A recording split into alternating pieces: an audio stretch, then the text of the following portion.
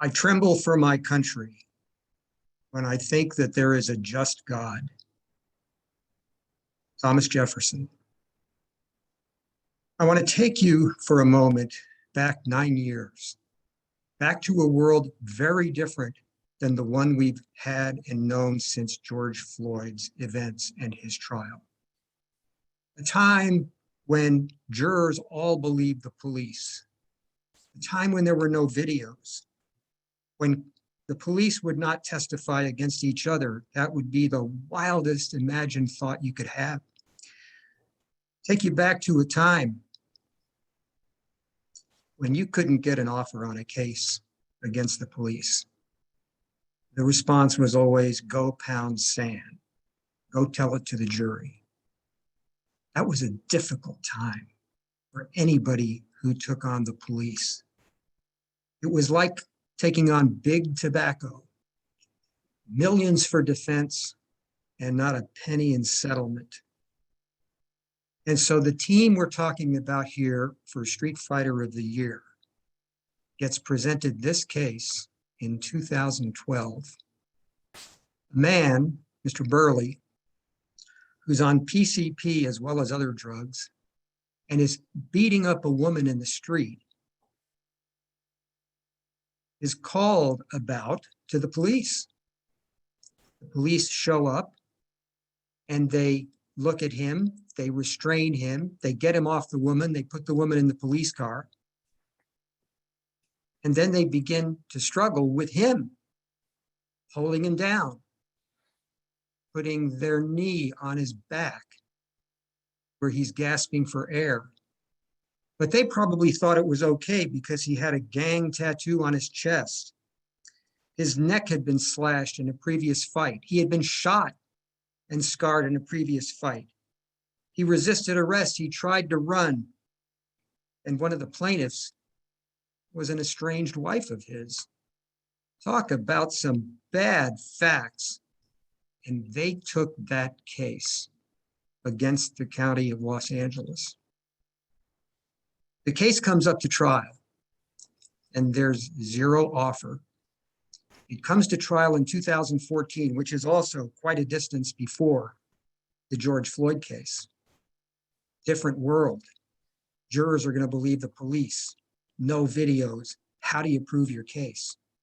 And they did it through extremely skillful work. They achieved an $8 million verdict with zero offer. And they achieved it against the Manning and Cass firm that for 40 years has been defending these cases for the county with great success.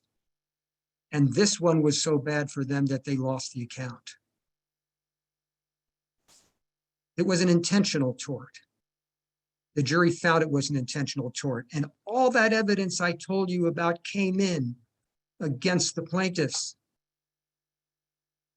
Intentional tort. And the trial judge says, yes, there's a 40% finding of comparative fault against Mr. Broiliett, but an intentional tort does not get a reduction for the percentage of fault.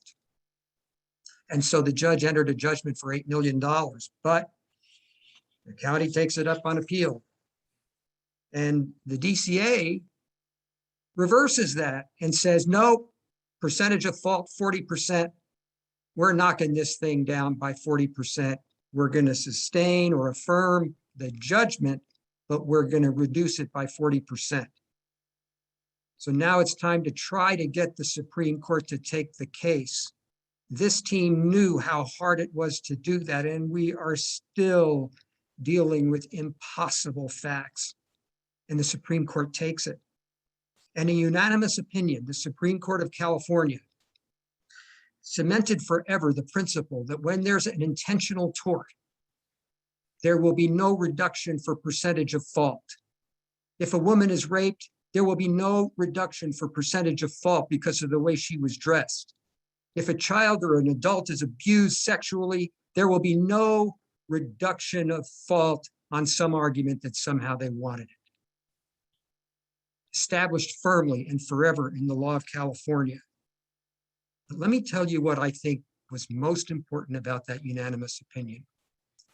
A lot of cases are about money And we always say it's not really about the money, but it often is. But this case goes beyond that. And the place you can see it is in the concurring opinion by Justice Liu. And I cannot say it any better than he wrote it, because he made the point that this case rises above the $8 million in monetary award. Here's what he wrote. Please listen with me. But even as the wrongful death judgment here affords a measure of monetary relief to Burleigh's family, it does not acknowledge the troubling racial dynamics that have resulted in state-sanctioned violence, including lethal violence against Black people throughout our history to this very day.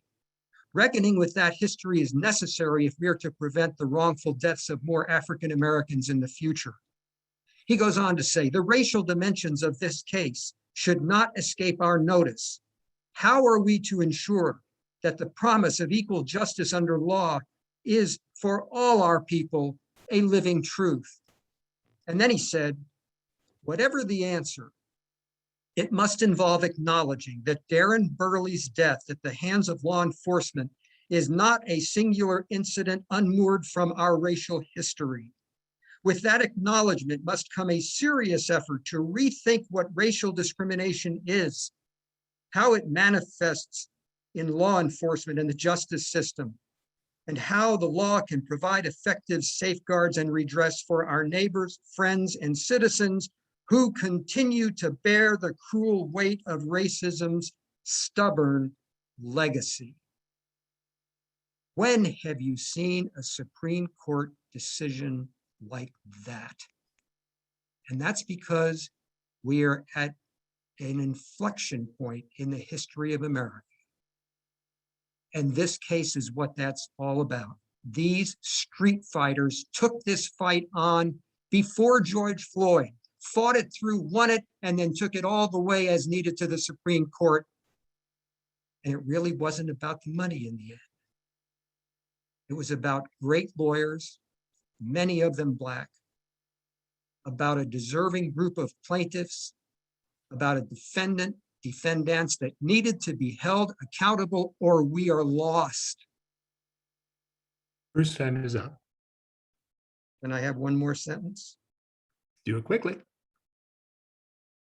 I tremble for my country when I think that there is a just God. These are your street fighters of the year. Thank you.